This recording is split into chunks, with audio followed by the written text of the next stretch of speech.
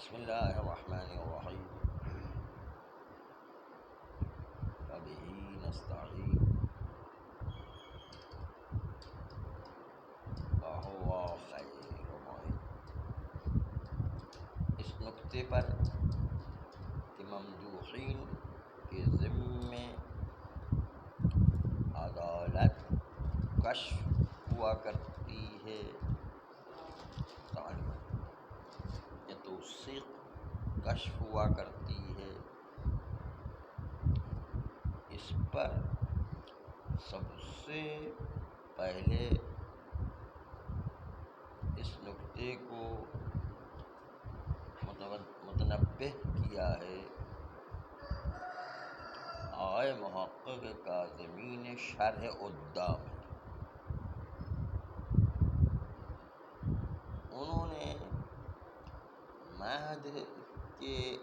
الفاظ جو عدالت پر دلالت کرتے ہیں مہد کے ذمے، اس کو ذکر کرنے کے بعد ایک خاص بات بھی کہی ہے، اور وہی کہا ہے کہ خواص شیعہ یا خصیصین، یہ بھی وہ الفاظ ہیں کہ جو اس کی عدالت پر ممدوح کے علاوہ دلالت کرتے ہیں۔ جیسے ایک دن حمدان خصیصی نے، جس کو آغائے کشی نے روایت کیا ہے کہ حمدان آ کر کے ایک دن امام علیہ السلام کی خدمت میں، امام باقر علیہ السلام کی خدمت میں کہتا ہے کہ ان اخی ماتا، میرا بھائی مر گیا۔ فقال رحمہ اللہ اخاک، امام علیہ السلام نے فرمایا کہ اللہ تمہارے بھائی پر رحمت کرے، کان من خصیصی شیعتی، وہ ہمارے شیعہ میں سے خصیص تھے، ہمارے مخصوص آدمی تھے۔ ہوتا نا کہ کچھ لوگ ہوتے ہیں بالکل اطرافیان میں سے ایک آدمی کے ساتھ بالکل اٹیچ ہوا کرتے ہیں، خصیص اس کو کہتے ہیں۔ جو اطرافیان میں سے بہت قریبی آدمی ہوتے ہیں وہ خصیص ہوتے ہیں۔ تو امام علیہ السلام نے فرمایا وہ تو ہمارے شیعوں کی خصیص میں سے تھے۔ یہ روایت آغائے کشی نے اپنی رجال میں صفحہ 471 پر ذکر کی ہے۔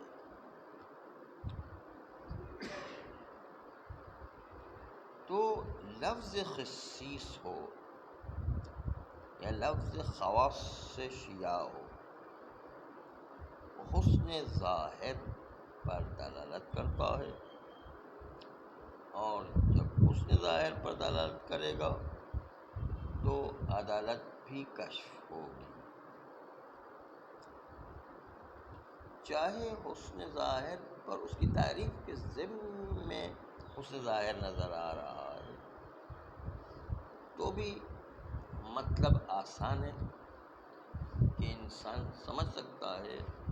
کہ جب وہ اتنا قریبی انسان ہے امام کے، تو اس کی تعریف بھی کی جا رہی ہے اور عدالت کشف بھی ہو رہی ہے، تو ممدوح کے ذمے عدالت کشف ہو رہی ہے۔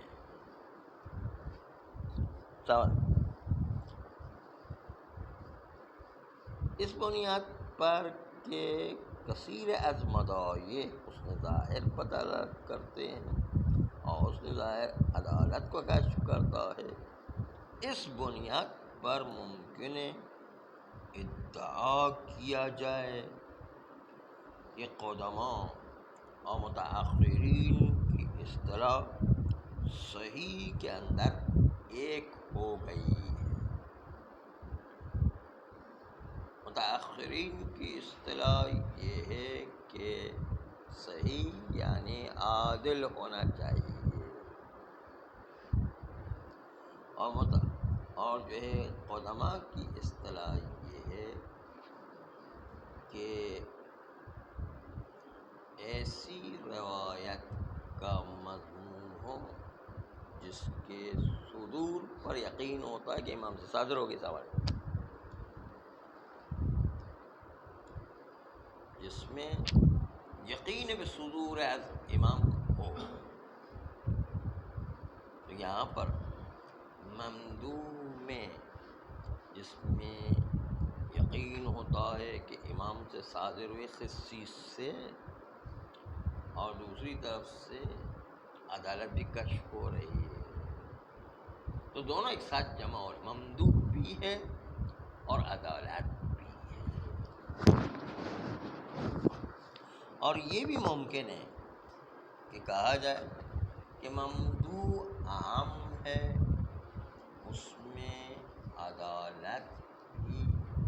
شامل ہے اور غیر عدالت بھی شامل ہے، وہ عام مطلب لیا جاتا ہے۔ ان تمام مطلب سے یہ ظاہر ہو گیا کہ مستنبت کے لیے کسی غیر کی تصحیح شدہ روایت یا تحسین شدہ روایت یا تضعیف شدہ روایت پر ایسی بھروسہ کرنا جائز نہیں ہے، بلکہ واجب مستنبت کے لیے کہ وہ ان الفاظ محض میں تراجم میں غور کرے، ان کے مدالول کے اندر غور و فکر کرے، ان قرائن پر غور و فکر کرے جو ان الفاظ کے گرد موجود ہے، تاکہ حسن ظاہر کو کشف کرے جو کشف الملکہ و عدالت کیا کرتا ہے۔ یعنی دوسرے الفاظ میں اب غور کیجیے گا کیا کہیں، چونکہ اختلاف عظیم ہے علماء کے درمیان فہم مدالول میں، یہاں تک کہ بعض لوگ کہتے ہیں علماء میں سے کہ یہاں پر دو طرف ضد کا حکم علماء کر رہے ہوتے ہیں، کس کی بات مانے کس کی نہیں مانے، ہمیں خود ان الفاظ اور مدالول پر غور کرنا ہے، جو مستنبط ہے اس پر غور کرے گا، اور پھر اس کے بعد دو طرف ضد میں سے کون سا حکم لگائے وہ خود اپنا استنباط کر کے بیان کرے گا۔ مثلا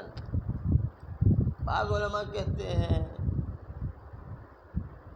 فی قولہم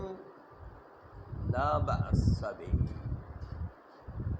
ان کے قول کو قبول کرنے میں کوئی حرج نہیں، سوال انہو توثیق سوال کہ یہ بات توثیق شدہ ہے۔ دوسری طرف آپ دیکھیں کیا کریں، انہو لا یفید المدح ایضا، مدح ایضا پر غور کریں، ثقہ تو چھوڑ دیں، یہ لفظ مفید ماد بھی نہیں، ماد جو ثقہ سے کم رتبے کا ہے وہ بھی نہیں ہے۔ انہوں نے کہا لا بأس بہ یعنی معتبر ہے، ثقہ ہے، اس کی بات کو قبول کیا جائے۔ دوسرا کہتا ہے کہ نہیں، ماد بھی اس سے افادہ نہیں ہو رہا ہے، استفادہ نہیں ہو رہا ہے، جو جائز کہ ہم اس کو لا بأس بہ کے دائرے میں شامل کریں اور معتبر قرار دینا تو چھوڑ دیں، ماد بھی ظاہر نہیں ہو رہی ہے، تو دونوں کے بیان میں فرق ہو گیا۔ اب ہمیں غور کرنا ہے ان میں سے کون سا لفظ صحیح ہے، یا مثلا اب یہ بڑا دلچسپ ہے، بعض کہتے ہیں کہ فی